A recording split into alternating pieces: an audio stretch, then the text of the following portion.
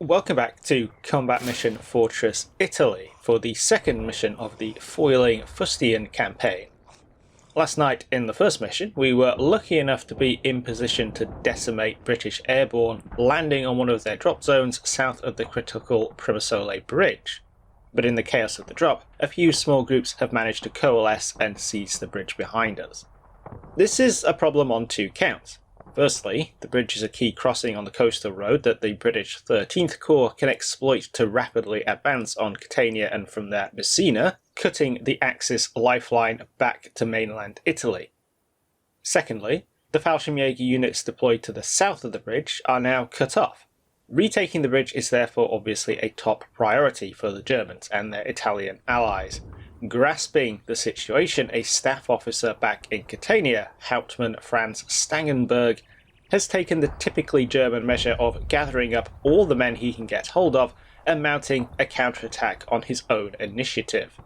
This ad hoc Kampfgruppe, consisting of a couple of companies worth of Fallschirmjaeger divisional HQ staff, troops from the Italian 10th Arditi battalion and a battery of flak guns, punched down Highway 114 towards Primasole Bridge early in the afternoon. They ran into an ambush at about 1400 and were repulsed. The British Airborne have had the time to set up an effective defence and draw in more forces from the paratroopers scattered across the Sicilian countryside. Not to be discouraged, Stangenberg's Kampfgruppe has now regrouped and is preparing to mount a second attack. That means that this mission is taking place in daylight. It's about 16:30 and we don't need to worry about the dark. Unfortunately, this time we're attacking, we've got a decent distance to cover, and there's a distressingly large amount of open ground.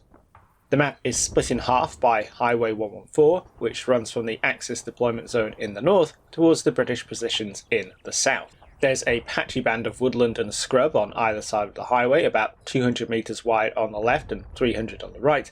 Beyond that, we're looking at open fields.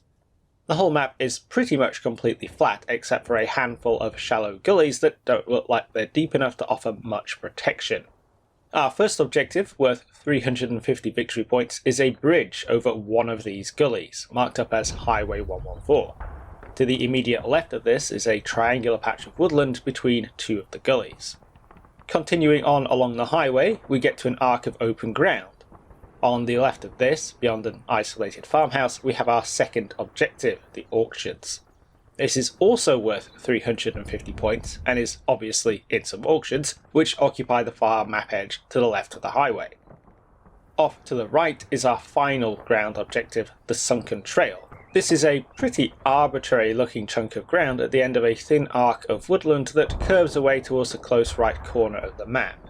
The sunken trail is only worth 100 points, and there's an extra 200 on the table for inflicting casualties on the enemy. That gives us a total of 1000 points to play with.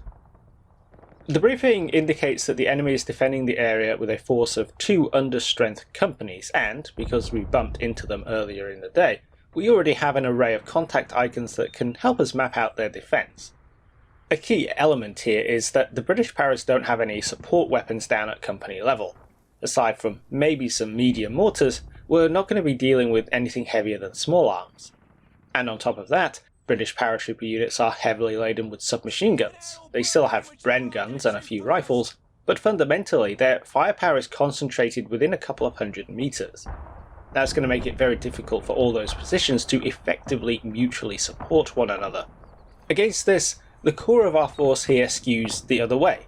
We have 2 cobbled together companies of Fallschirmjäger, the fantastically named 1st Company Fallschirm Funk, presumably mostly made up of signallers, and Kampfgruppe Stangenberg. These are equipped as Fallschirmjäger infantry. Each company has 3 platoons of 3 squads. Each squad has 3 teams of 4 men. 2 of these teams are based around LMGs. They're well trained and motivated, but actual Fallschirmjäger units have a lot of very useful supporting weapons like mortars that these guys are missing. Backing them up, we have some Italians.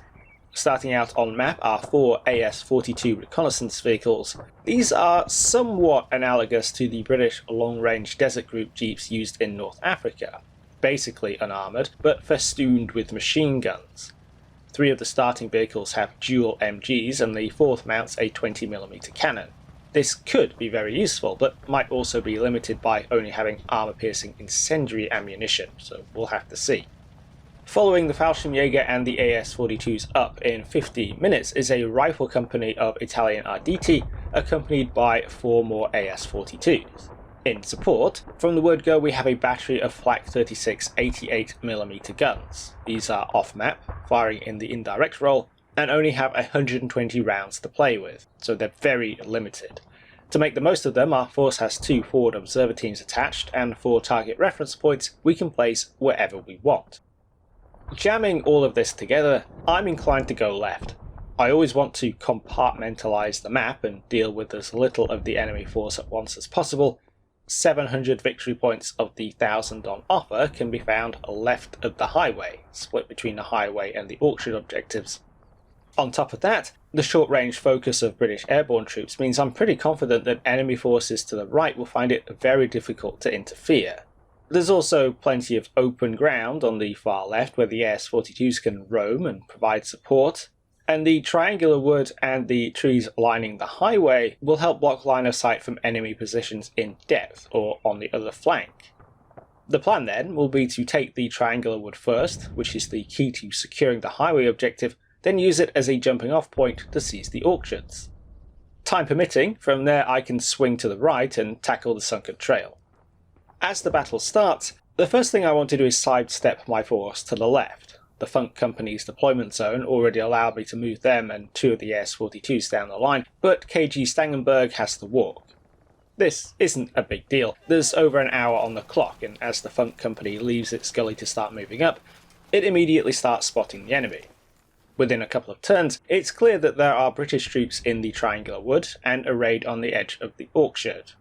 That makes sense. The defenders here have some depth to play with, so their platoons were always likely to be arranged in a 1-up, 2-back or 2-up, 1-back arrangement. Either way, the triangular wood is too far away from the Orchard for the 2 positions to support one another effectively, and I should be able to concentrate against one at a time. I say should because although I have a decent advantage in long-range firepower and a pretty deep range envelope I can exploit thanks to all of my LMGs, the ground is turning out to be less accommodating than I would like. The open ground and scrub on the left is pretty flat as far as I can make out, but there's a lot of long grass and weeds. With the Fallschirmjäger going prone whenever they stop out in the open, they've got far too much foliage in their faces to engage in area fire. The obvious solution would seem to be the much taller AS-42s. Bringing them up quickly results in a couple of gunner casualties from long-range Bren and marksman fire though.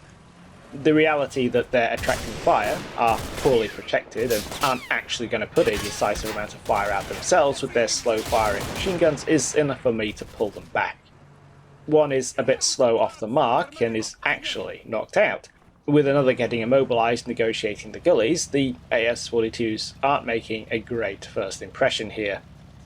The Fallschirmjäger take a smattering of long-range casualties too, but given the ground I'm probably getting off lightly. I have 3 platoons bearing down on the triangular wood. On the left, the Funk Company's 1st platoon is going to provide a base of fire, though this isn't likely to be that effective because of all the grass. In the centre, the Funk Company's 2nd platoon is advancing behind some of the trees and scrub to a point where they can get into the gully and either exploit up it to close the distance or cross over and start rolling up the triangular wood from the left. On the right, Kampfgruppe Stangenberg's 2nd platoon is moving up to act as a closer base of fire that can better cover the front of the wood. Ideally, I want to coordinate this attack with my artillery support. I've arranged for the 88s to start hitting the leading edge of the triangular wood with a long, low rate of fire barrage starting at the 10-minute mark. The shells come in right on time, everyone is in position to take advantage and the mission is accurate. There are definitely British Airborne caught underneath it, but the 88s are a bit lackluster.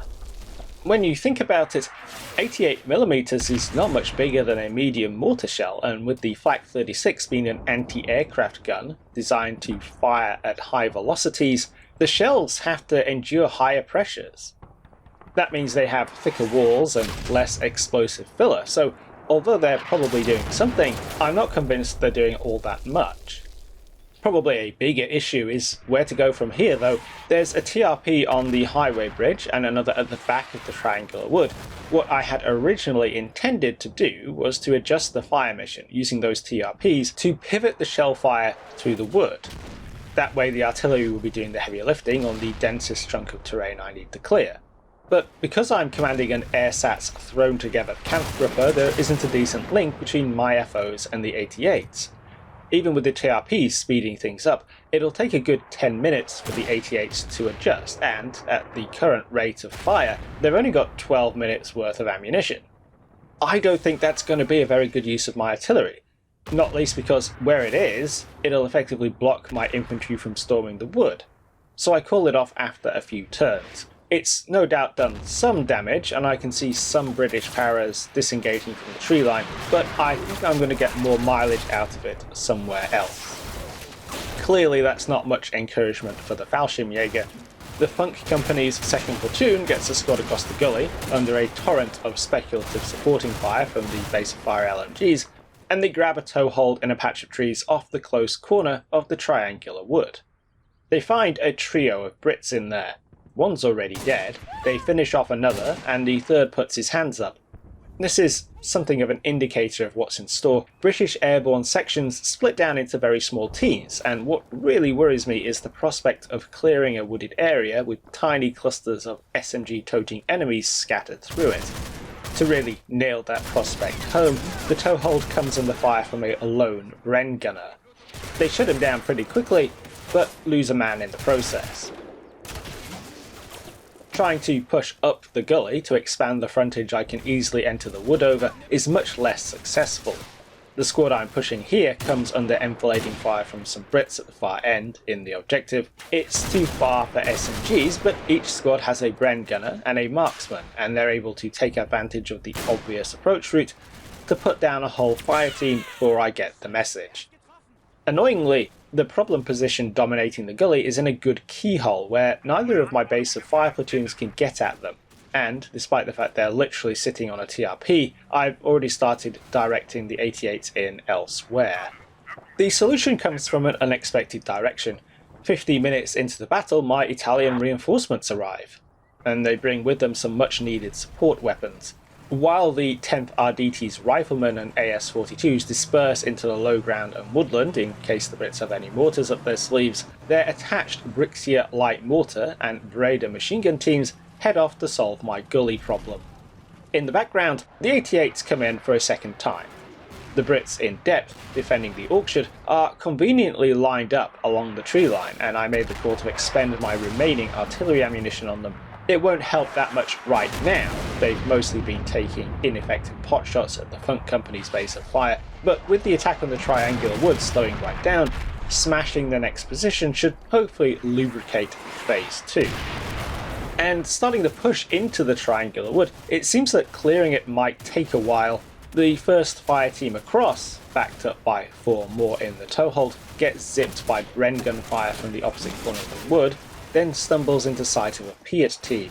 After a hail of 9mm fire and a shot from the Piat, the team is down to a single man. The Brits bug out on the next turn, chased by fire from distant LMGs, but the incident is exactly what I don't want. A sharp ambush from a tiny, hard to find, don't tread on me team. On the plus side, it looks like I've managed to open the gully up, with one of the Brixias dumping its entire load of 45mm HE shells onto the offending positions, and one of the Bredas keeping the angle closed down. I'm finally able to exploit. With another squad getting into the triangular wood from the gully, I've opened another angle, and I've brought a platoon of Italians up to help out. This is less a hard-nosed gamey judgment that the Italians are more expendable than the Fallschirmjaeger, and more an acknowledgement that they actually did pretty well in the last mission, and what I really need to clear the woods is a surplus of bodies. And they do really well. Gradually working my way forward, the Fallschirmjaeger and the RDT mop up the British Airborne troops still lingering in the wood without too much trouble.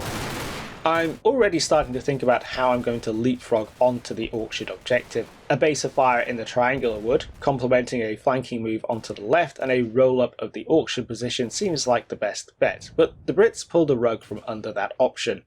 I'd already seen a few paras running back across the open ground, but assumed that they were scattered survivors fleeing the triangular wood. It soon becomes clear that the British positions on the untouched right flank are making a move as well. Whether they're pulling back or pulling out isn't clear, but it's certainly something I need to take advantage of. I have one squad from the Funk Company way forward in a gully on my left, and they're able to get some flanking fire on the squirters leaving the triangular wood. They seem pretty safe there too. It looks like the 88s really did a number on the enemy in depth. With that forward edge on the left relatively secure, I decide to send the AS-42s up. By the time all 6 of them get into position, the enemy is clearly making a run for it, and they're able to pick a good number of them off as they cross the open ground. With that, it's also pretty clear that my infantry can accelerate. So a mix of Germans and Italians clear out the highway objective, while more occupy the farmhouse and cover a couple of Funk Company squads as they cross over to the orchards.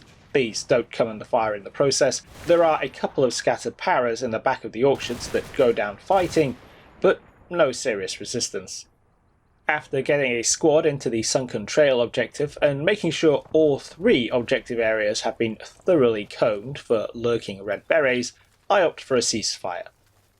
The result is a total victory for the Axis.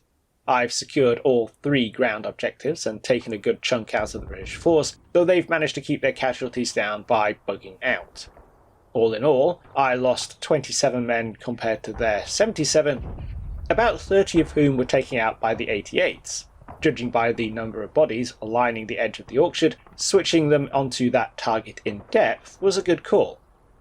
It's hard to shake the sense that this was significantly easier than it should have been though, because the enemy conveniently disengaged.